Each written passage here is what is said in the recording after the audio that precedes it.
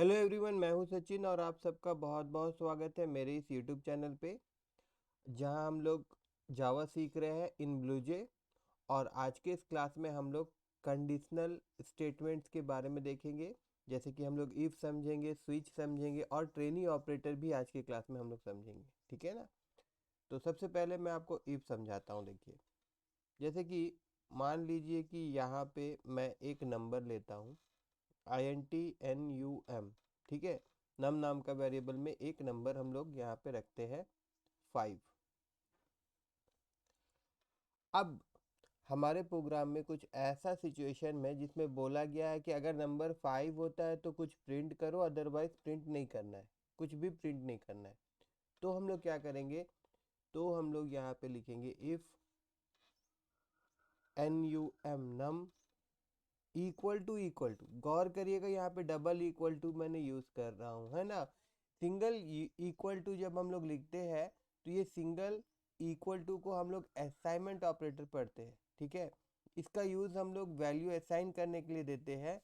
और जबकि कोई वैल्यू के साथ किसी को कंपेयर करना होता है ना, दो वैल्यू को आपस में कंपेयर, तो हम लोग डबल इक्वल टू का यूज करते हैं इस प्रकार से।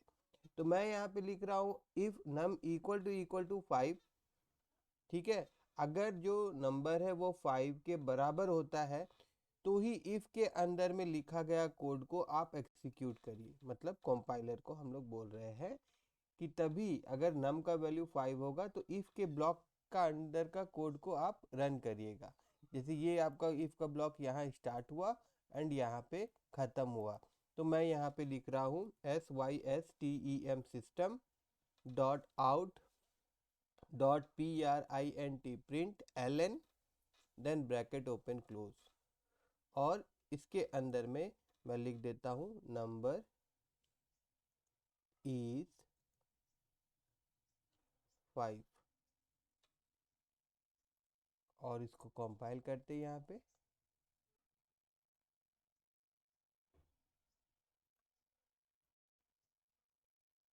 एंड देन राइट क्लिक करेंगे यहाँ पे।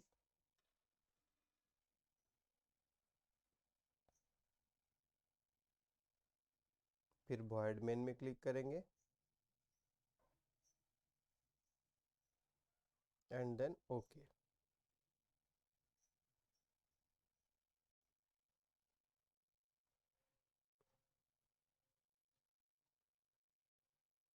तो देखिए यहाँ पे अभी प्रिंट हो रहा है नंबर इज 5, क्योंकि हमारा कंडीशन जो है वो यहाँ पे सेटिस्फाई हो रहा है, मतलब कि कंडीशन ट्रू हो रहा है। ये नंबर आपका क्या है, 5 है।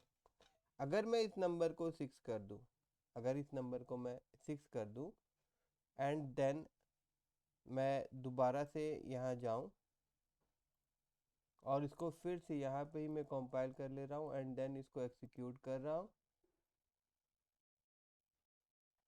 तो अगर अभी हम लोग आउटपुट में देखेंगे तो देखिए अभी कुछ भी प्रिंट नहीं हुआ। ये जो प्रिंट है ये प्रीवियस वाला है।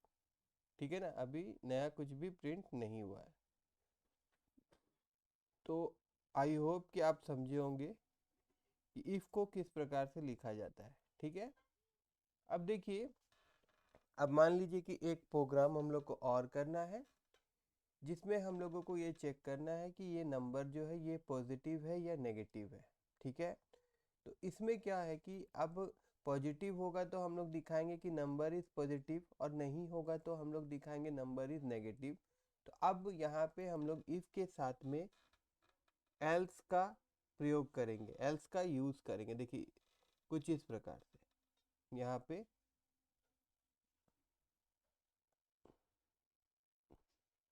इस तरह से।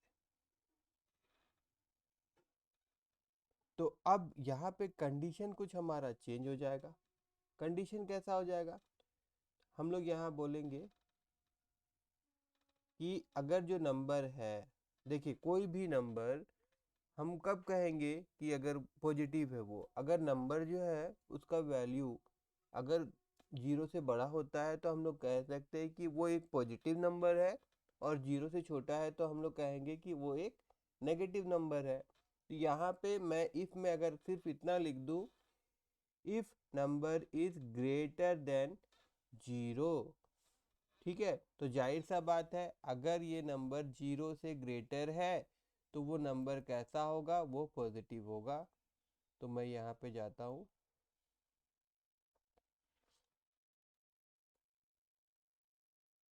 और यहाँ पे लिख देता हूँ NUMBER नंबर इज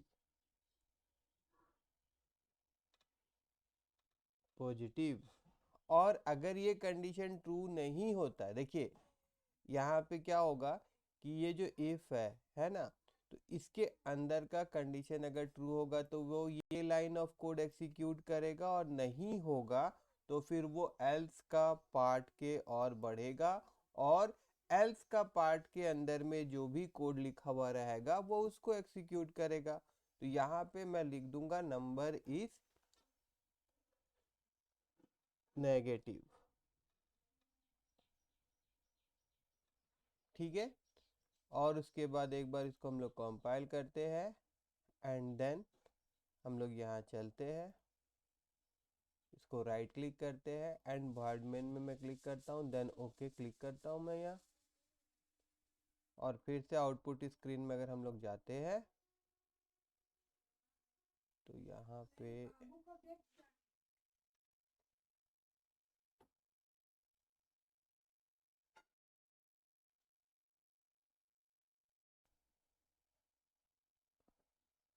तो देखिए यहाँ पे नंबर इज पॉजिटिव प्रिंट हो रहा है। ठीक है ना, तो एक बार मैं इसको क्लियर कर देता हूँ ताकि आपको ऊपर वाला भी दिख रहा होगा तो आप कंफ्यूज ना हो।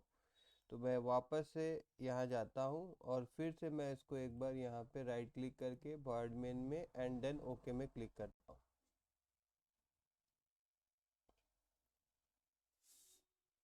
तो देखिए नंबर इज पॉजिटिव दिख रहा है यहाँ पे। अब यहाँ पे देखिए और क्या करेंगे हम लोग, यहाँ पे जाके अब मैं नंबर को नेगेटिव कर देता हूँ। यहाँ पे मैं माइनस साइन दे दिया, अब ये नंबर नेगेटिव हो गया। और उसके बाद सबसे पहले मैं आउटपुट स्क्रीन में जाके यहाँ पे इसको क्लियर कर देता हूँ एंड देन फिर यहाँ पे हम लोग आते हैं और राइट क्लिक करते हैं, कंपाइल में क्लिक करते हैं, फिर राइट क्लिक करके यहाँ वर्ड मेन में क्लिक करके ओके प्रेस करते हैं। और उसके बाद आउटपुट में जाके जब हम लोग देख रहे हैं तो इस वक्त क्या दिखा रहा है, नंबर इज नेगेटिव दिखा रहा है। ठीक है, अब और एक चीज देखिए, जैसे कि अब इफ के अंदर में भी हम लोग इफ का प्रयोग कर सकते हैं जिसे हम नेस्टेड इफ कहेंगे। इफ के अंदर में फिर से इफ का भी यूज हम लोग कर सकते हैं। तो अब कैसे करेंगे, देखिए जैसे यहाँ पे कंडीशन आ गया, मान लीजिए कि अगर मैं यहाँ पे 0 लिख दूँ तो ये भी क्या दिखाएगा, नंबर इज नेगेटिव दिखाएगा, 0 दिखाएगा नहीं। ठीक है, तो हम लोग चाहते हैं कि अगर कोई 0 लिखता है तो ये प्रिंट हो कि नंबर इज 0, और अगर वो 0 नहीं होता है तब वो बताए कि नंबर जो है वो नेगेटिव है या पॉजिटिव है। ठीक है, तो उसके लिए हम लोग क्या करेंगे, हम लोग यहाँ पे लिखेंगे इफ ब्रैकेट ओपन क्लोज।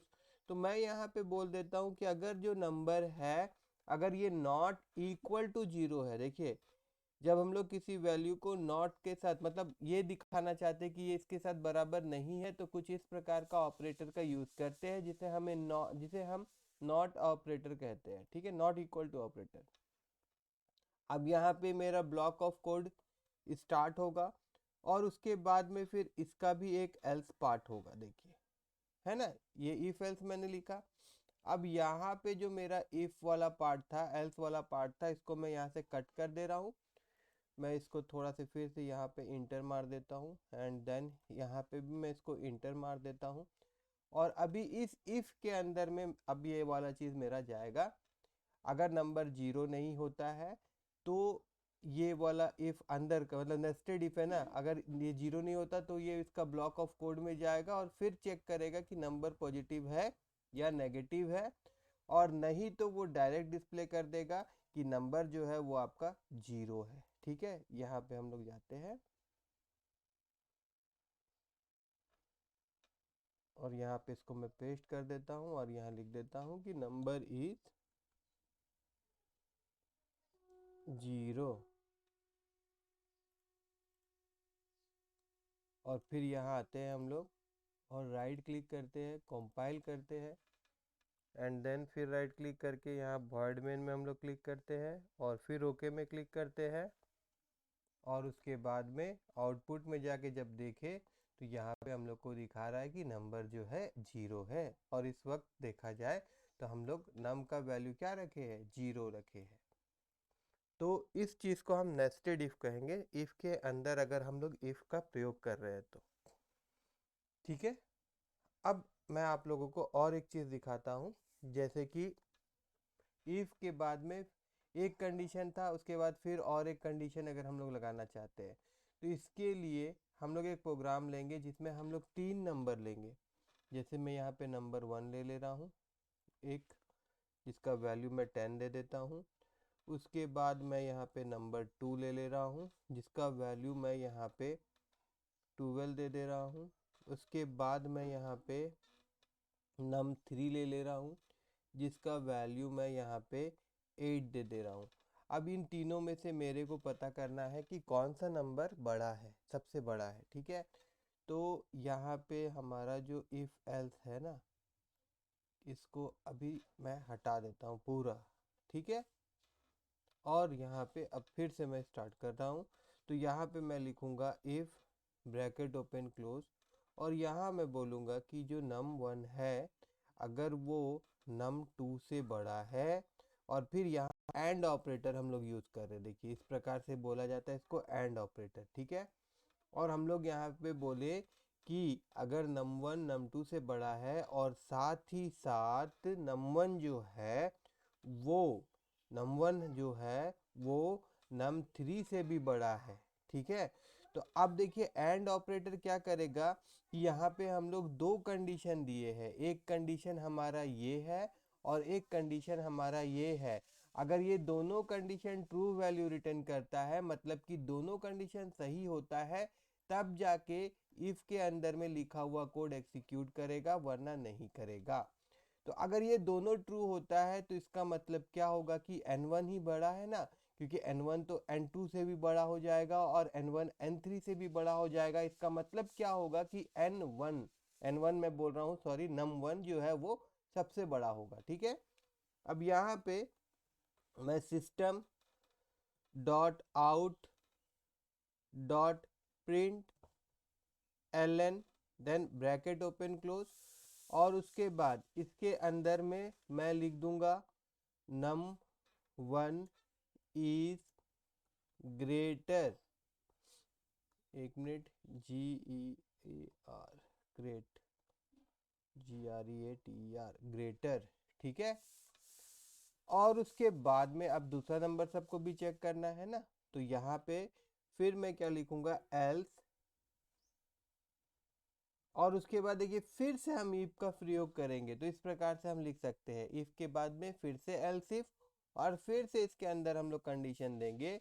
इस बार जो कंडीशन होगा हमारा कुछ इस प्रकार से होगा, हम कहेंगे कि num2 जो है अगर num1 से बड़ा होता है और साथ ही साथ num2 जो है वो num3 से भी बड़ा होता है, तो इसका मतलब क्या है, इसका तात्पर्य क्या है कि सबसे बड़ा नंबर कौन होगा, num2 ही होगा। तो यहाँ पे हम लोग इसको यहाँ से कर लेते हैं कॉपी और यहाँ कर देते हैं पेस्ट, और यहाँ पे हम लोग लिख देंगे num2। तो अब देखिए अगर ये कंडीशन सही नहीं होता है, इसका मतलब ये है कि num1 जो है वो num2 से बड़ा नहीं है, या num1 जो है वो num3 से बड़ा नहीं है। तो ये कहाँ जाएगा, ये कंडीशन चेक करेगा। ये कंडीशन में अब मान लीजिए कि num2 जो है वो num1 से भी बड़ा निकला और num2 जो है वो num3 से भी बड़ा निकला, तो ऑटोमेटिक सबसे बड़ा नंबर कौन होगा, num2 ही होगा। तो ये प्रिंट हो जाएगा num2 इज ग्रेटर। और अब क्या होगा कि अब मान लीजिए कि ऊपर का दोनों कंडीशन फॉल्स हो जाता है, तो एल्स वाला पार्ट को हम लोग प्रिंट करवा देंगे, और एल्स वाला पार्ट में हम लोग क्या लिख देंगे, यहाँ पे num3 कर देंगे। और ऐसे भी देखिए अगर num1 भी बड़ा नहीं है, num2 भी बड़ा नहीं है, तो भैया 3 नंबर ही है हमारे पास, तो सबसे बड़ा कौन होगा, num3 ही होगा ना। तो अभी यहाँ पे हम लोग इसको कंपाइल करते हैं। उसके बाद में यहाँ आउटपुट स्क्रीन को मैं क्लियर करता हूँ, और उसके बाद में यहाँ चलते हैं और राइट क्लिक करते हैं, एंड देन यहाँ पे हम लोग क्लिक करके इसको ओके प्रेस कर देते हैं। और यहाँ जब देखते तो num2 इज ग्रेटर दिखा रहा है, और हमारे पास जो वैल्यू है उसको एक बार देख लेते हैं। देखिए num1 में 10 था, num2 में 12 था और num3 में 8 था। तो यहाँ पे हम लोग को दिख रहा है कि num2 जो है वो सबसे बड़ा है, और यहाँ पे हमारा आउटपुट भी कुछ इसी प्रकार से आ रहा है, num2 इज ग्रेटर। ठीक है, तो इस तरह से हम लोग इफ एल्स इफ और एल्स का प्रयोग करते हैं। ठीक है ना। अब मैं आपको दिखाऊंगा कि जैसे इफ एल्स का यूज आप लोगों को करना होता है, तो आप ट्रेनी ऑपरेटर भी यूज कर सकते हैं अगर आपका कंडीशन ज्यादा बड़ा नहीं है। ठीक है, तो मैं इसको हटा देता हूं, और मान लीजिए कि इन दो नंबर हम लोग ले रहे हैं, दो नंबर, और दोनों में से ये देखना है कि बड़ा नंबर कौन सा है। तो यहाँ पे मैं क्या करूँगा, मैं एक वेरिएबल और ले रहा हूँ मैक्स नाम का, और उसके बाद यहाँ पे मैं क्या करूँगा, max मैक्स इक्वल टू, और यहाँ मैं दे दूंगा कंडीशन कि num1 अगर बड़ा होगा num2 से, num1 अगर बड़ा होगा num2 से, फिर यहाँ दे देंगे क्वेश्चन मार्क। तो देखिए ये जो कंडीशन मैंने दिया है, अगर ये कंडीशन ट्रू होता है तो क्या होगा कि यहाँ पे जो मैं लिखूंगा वो वैल्यू m मैक्स में स्टोर होगा। तो num1 बड़ा है तो मैं num1 को स्टोर कर दूंगा, और नहीं तो फिर इस प्रकार से हम लोग कॉलन साइन देंगे, और अगर मेरा कंडीशन फॉल्स हो जाता है तो हम लोग यहाँ पे num2 को स्टोर कर देंगे। देखिए, तो इस प्रकार से हम लोग ट्रेनी ऑपरेटर देख सकते हैं। ये बिल्कुल इफ के जैसा ही काम करेगा। देखिए, कंडीशन अगर ट्रू होता तो ये वैल्यू जाएगा, कंडीशन अगर फॉल्स होगा तो ये वैल्यू जाएगा।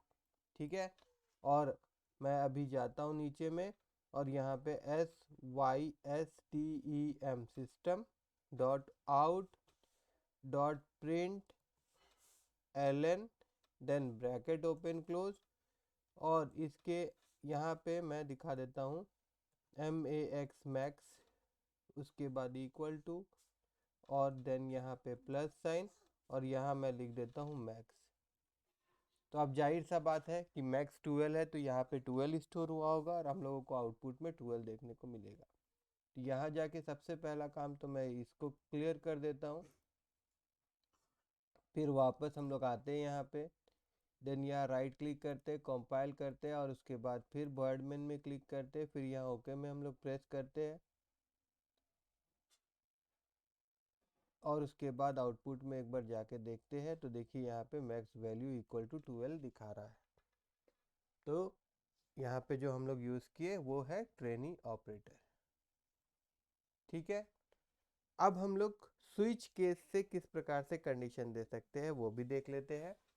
तो उसके लिए मैं यहाँ पे सबको हटा दे रहा हूँ, और उसके बाद में यहाँ पे मैं लिखता हूँ सिर्फ नंबर, और नंबर का वैल्यू मैं फ़िलहाल 1 दे देता हूँ। ठीक है, और उसके बाद में यहाँ पे हम लोग को स्विच लिखना होता है, तो ऐसे लिखेंगे हम लोग SWITCH स्विच। ठीक है, और उसके बाद में ब्रैकेट ओपन क्लोज, और स्विच के अंदर में एक वेरिएबल हम लोग पास करते हैं, और उस वेरिएबल के वैल्यू के अकॉर्डिंग भी स्विच का जो केस होता है वो रन करता है। अब यहाँ पे कर्ली ब्रैकेट ओपन क्लोज होगा। अब हम लोगों ने यहाँ पे स्विच लिखा है, अब यहाँ हम लोग जाएंगे, और यहाँ हम लोग लिखेंगे केस, और उसके बाद में 1। तो इसका मतलब ये है कि इसके अंदर में जो वेरिएबल है, अगर इसका वैल्यू 1 होता है, इसका वैल्यू क्या होता है, 1 होता है, तो फिर इसके आगे में लिखा हुआ जो कोड होगा वो एग्जीक्यूट होगा। तो यहाँ सिंपल मैं लिख देता हूँ SYSTEM system dot out dot print ln then bracket open close, और यहाँ पे मैं लिख देता हूँ 1। ठीक है, उसी प्रकार से इसको मैं यहाँ पे कर रहा हूँ कॉपी, और यहाँ पे पेस्ट,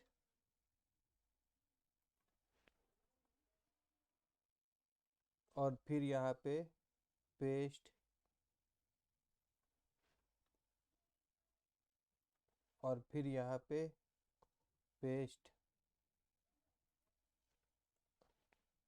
अब देखिए यहाँ पे केस 2, मतलब कि अगर नंबर का वैल्यू अगर 2 होगा तो यहाँ पे हम लोग बोलेंगे कि 2 प्रिंट करवाओ, TWO 2। उसके बाद फिर यहाँ पे नंबर का वैल्यू अगर 3 होता है तो हम लोग बोल रहे हैं कि यहाँ पे 3 प्रिंट करवाओ। उसी प्रकार से यहाँ पे हम लोग बोल रहे हैं कि नंबर का वैल्यू अगर 4 होता है तो यहाँ पे FOUR 4 प्रिंट करवाओ। ठीक है, तो देखिए अभी हमारा स्विच का जो स्टेटमेंट है, मतलब जो लिखना है जिस प्रकार से, वो हम लोग पूरा नहीं लिखे हैं, है ना। बट मैं आपको दिखाना चाहता हूँ एक चीज़ कि हम लोग ब्रेक क्यों यूज़ करते हैं। देखिए यहाँ पे इसको हम लोग लिखे, फिर एक बार मैं यहाँ जा रहा हूँ और यहाँ पे मैं इसको क्लियर कर देता हूँ, और उसके बाद में वापस से हम लोग यहाँ आते हैं, राइट क्लिक करते हैं और वॉइड मेन में जाते हैं और फिर ओके कर देते हैं। और उसके बाद में फिर से हम लोग आउटपुट स्क्रीन में आएंगे तो देखिए यहाँ पे 1 2 3 4 सब प्रिंट कर दे रहा है। ठीक है ना, तो ऐसा क्यों हो रहा है कि देखिए केस 1 आ रहा है तो 1 के बाद ये रुकता नहीं है। अगर केस 2 आता तो 1 को नहीं प्रिंट करता, वो 2 3 4 प्रिंट कर देता। अगर 3 होता, मतलब यहाँ पे वैल्यू अगर मैं दिखा देता हूँ, अगर मैं यहाँ 3 लिख दूँ और उसके बाद में यहाँ जो आउटपुट स्क्रीन है इसको मैं थोड़ा देर के लिए क्लियर कर दे रहा हूँ फिर से, एंड देन वापस हम लोग आते हैं, इसको कंपाइल करते हैं, तो देखिए अभी 3 है तो 3 4 प्रिंट होगा, 1 2 प्रिंट नहीं होगा। 3 4 है ना, लेकिन हम लोगों को क्या करना है, हम लोग क्या चाहते हैं, हम लोग चाहते हैं कि अगर 3 होगा तो ओनली 3 प्रिंट होना चाहिए, 1 होगा तो ओनली 1 प्रिंट होना चाहिए। तो उसके लिए हम लोगों को हर एक केस के बाद में, हर एक केस के बाद में हम लोगों को ब्रेक स्टेटमेंट यूज़ करना होता है, ऐसे करके ब्रेक लिखना होता है। तो सब में होगा, तो यहाँ से मैं इसको कॉपी कर देता हूँ एंड देन यहाँ मैं पेस्ट कर देता हूँ, और उसके बाद फिर यहाँ पे मैं पेस्ट कर देता हूँ, और उसके बाद फिर नीचे में भी हम लोग यहाँ पे पेस्ट कर देते हैं। ठीक है, अब देखिए, अब यहाँ पे नंबर इक्वल टू 3 है तो सिर्फ ये क्या प्रिंट करेगा, 3 प्रिंट करेगा। तो पहले हम लोग यहाँ जाते हैं, ये तो हमारा यहाँ पे क्लियर ही है, और यहाँ आ जाते हैं, फिर राइट क्लिक इसको करते हैं, देन यहाँ और फिर ओके, और वापस यहाँ अगर हम लोग जाते हैं तो देखिए यहाँ पे 3 प्रिंट हो रहा है। ठीक है, फिर इसको मैं क्लियर कर देता हूँ और फिर यहाँ पे हम लोग आ जाते हैं। अब मान लीजिए कि यहाँ पे अगर वैल्यू 7 है और यहाँ पे कोई भी केस में हम लोगों ने 7 का यूज़ किया नहीं है, हमारा तो 1 2 3 4 तक ही है। तो ऐसा वैल्यू जो कि हम लोग डिसाइड ही नहीं किए कि उस वैल्यू से हम लोग क्या प्रिंट करवाना चाहते हैं या फिर क्या लाइन ऑफ कोड एग्जीक्यूट करवाना चाहते हैं। ठीक है, तो उसके लिए डिफ़ॉल्ट लिखते हैं हम लोग यहाँ पे, डिफ़ॉल्ट FAULT, डिफ़ॉल्ट, और फिर जो भी आप प्रिंट करवाना चाहे प्रिंट करवा लीजिए, डिफ़ॉल्ट FAULT। ठीक है, SYS system dot out dot print LN bracket open close, और फिर इसके अंदर में हम लोग यहाँ पे लिख देंगे प्लीज़ इंटर वैलिड नंबर, और इसको हम लोग बंद कर देते हैं। और अभी 7 है, हम लोग तो 1 से लेके 4 तक ही यूज़ कर रहे हैं, तो यहाँ पे क्या प्रिंट होगा, प्लीज़ इंटर वैलिड नंबर। हालांकि यूज़र से हम लोग वैल्यू तो नहीं ले रहे हैं, बस जस्ट आपको समझाने के लिए यहाँ पे इसको मैं प्रिंट करवा दे रहा हूँ। तो हम लोग यहाँ जाते हैं, इसको हम लोग राइट क्लिक करके यहीं कंपाइल कर लेते हैं, एंड देन फिर यहाँ वर्ड मेन में क्लिक करते हैं, फिर ओके में क्लिक करते हैं, और उसके बाद जब आप लोग आउटपुट में देख रहे हैं तो यहाँ पे दिखाई दे रहा है प्लीज़ इंटर वैलिड नंबर। तो आई होप कि आप सब लोगों को इफ़, स्विच और ट्रेनी ऑपरेटर ये तीनों समझ में आया होगा। अगर तीनों समझ में आया हो तो मेरे इस वीडियो को लाइक करिएगा और मेरे चैनल को सब्सक्राइब करना मत भूलिएगा।